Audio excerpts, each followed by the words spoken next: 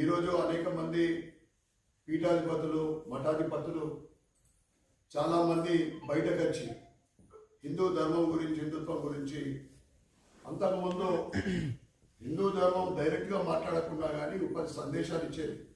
కానీ ఈరోజు సమాజం వికసించడానికి జాగృతి కోసం ఈరోజు అనేక మంది మహాపురుషులు దేశవ్యాప్తంగా పనిచేస్తూ ఉన్నారు. మా సోదరుడు చెప్పినట్లు ఏదే అయినా సరిపోతలేదు, పాపం పెరుగుతూ ఉంది. 3% ఉన్న ఈరోజు రాక్షస జాతి ఈరోజు 20% చేరుతూ ఉంది. మరి ఆలోచన దురాలోచన.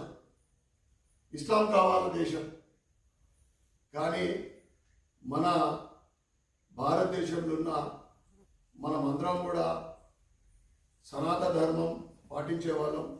తరతరాల నుండి అనేక మంది సంవత్సరాలు, వందల సంవత్సరాలు విదేశీ పరిపాలనలో ఉంటూ కూడా ఈరోజు భారతదేశం, ఈరోజు మనమందరం కూడా హిందువులో గర్వంగా చెప్పుకునే ఈరోజు ప్రపంచమంతా కూడా భారతదేశం వైపు చూస్తూ ఉంది. భారతదేశం పటిష్టంగా ఉంటే, భారతదేశం ప్రతిష్టంగా ఉంటే ప్రపంచమంతా కూడా శాంతియుతంగా ఉంటుంది. ఈరోజు చూస్తూ ఉన్నాం, ఎక్కడ చూస్తే అక్కడ యుద్ధాలు, ఎక్కడ చూస్తే అక్కడ మారణ హోమం. కానీ ఒక భారతదేశమే స్థిరంగా ఆర్థికంగా అభివృద్ధి చెందుతాం.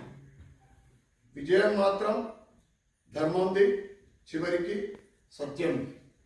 అది మాత్రం మనకు మన చరిత్రలు చెప్తూనే ఉంటాయి. అదేవిధంగా స్వామివారి ఏదైతే సంకల్పం, ఇక్కడ అనేక మంది మహానుభావులు, పూజ్య పతాంజలి గురువు రామ్దేవ్ బాబా అటువంటి మహామహులు ఈ గురుకుల పాఠశాలలో వాళ్ళు విద్య నేర్చుకొని, యోగా నేర్చుకొని ఈరోజు ప్రపంచవ్యాప్తంగా అనేక మంది వారి యోగా కానీ, అదే రకంగా వారు ఇక్కడ నేర్చుకున్న జ్ఞానం కానీ ఈరోజు దేశవ్యాప్తంగానే కాకుండా ప్రపంచవ్యాప్తంగా వాళ్ళు ప్రచారం చేస్తూ ఉన్నారు. అది గురువుగారు ఈ వయసులో కూడా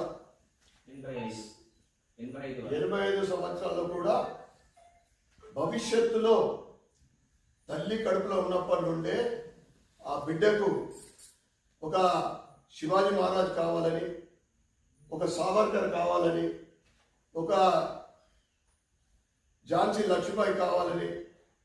ఎందుకంటే భవిష్యత్తులో భారతదేశము ఒక నంబర్ 1 దేశంగా, మరి అదేవిధంగా ముందున్నట్లు మన సనాతన ధర్మం ప్రపంచంలో ముందుండాలని, దేశ రాబోయే తరాలు ఒక దేశాన్ని రక్షించే విధంగా, దేశాన్ని ప్రేమతోటి అభిమానంతో ప్రజలందరూ కూడా సుఖ సంతోషాలతో ఉండాలని, ఎటువంటి ఇబ్బందులు లేకుండా, రోగాల బారిన పడకుండా ఉండాలంటే కడుపులో ఉన్నప్పటి నుంచే అది సాధ్యమవుతుంది అని ఆయన ఒక గొప్ప రచన చేసి సమాజానికి అంకితం చేయడం నిజంగా హర్షకుల పాఠశాల నిజామాబాద్ ఉమ్మడి జిల్లాలో ఉండడం అనేది మన అదృష్టంగా భావించాలి. ఎందుకంటే ఈరోజు ప్రపంచానికే జ్ఞానం నేర్పుతా ఉంది ఈ గురుకుల పాఠశాల. వారు ఏదైతే సంకల్పము చేపట్టిన ఆ పుస్తక రచన కానీ, దాని తర్వాత ప్రచురణ, వారి సంకల్పము విజయవంతం కావాలని, భగవంతుడి ఆశీర్వాదం ఉండాలని, మా వంతు ఎటువంటి సహకారమైనా కానీ మేము దానికి ఇవ్వడానికి సిద్ధంగా ఉన్నామని తెలియజేస్తూ, మంచి తాపత్రయపడతా ఉన్నాడు. హిందూ సనాతన ధర్మంలో మొట్టమొదటి గోరక్షణ. ఈ విధంగా అదేవిధంగా నేను మొన్న అయ్యప్పలో కూడా చెప్పిన, ఏదైతే 41 రోజు మనం ఐక్యంగా ఉంటున్నామో, హిందూ ధర్మం పాటిస్తూ ఉన్నామో, అంటే కఠినంగా ఇదే విధంగా మన దీక్ష తర్వాత ఉండాలా, హిందువులు ఐక్యమత్యంగా ఉండాలా, మన సనాతన ధర్మాన్ని మనము ఇతరులకు కూడా నేర్పే విధంగా, దాన్ని జాగృతి పరిచే విధంగా సమాజానికి, మనమైతే హిందువులం, సమాజాన్ని జాగృతపరిచే మనం ఆ బాధ్యతని భుజస్కంధాల మీద వేసుకున్నానని నేను అయ్యప్ప చాలా చోట్ల నేను చెప్పడం జరిగింది. ఎందుకంటే 45 రోజులు దీక్ష తర్వాత కూడా ఏదైతే మన సంకల్పం ఉందో, ఇవాళ మా సోదరుడు చెప్పినట్టు దేశవ్యాప్తంగా జరుగుతూ ఉంది, తెలంగాణలో జరుగుతోంది, కామారెడ్డిలో జరుగుతూ ఉంది. ఇవాళ హిందూ నగరంలో బోధన్ బస్ స్టాండ్ నుంచి అటుపోతే ఇవాళ గోవుల పరిస్థితి ఏంటిది, మన హిందూ బాలికల పరిస్థితి, లవ్ జిహాద్ పేరు మీద కానీ, మత మార్పిడులు కానీ, ఇవాళ ఎన్నో అరాచకాలు జరుగుతూ ఉన్నాయి.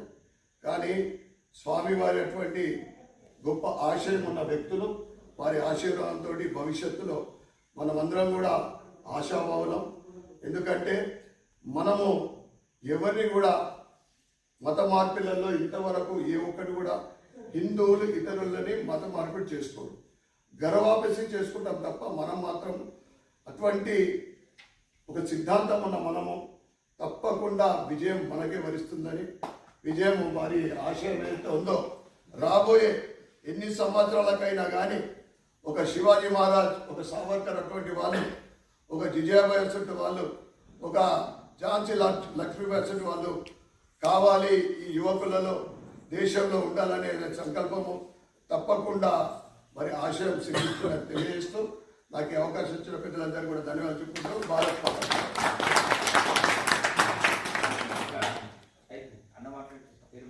మీరు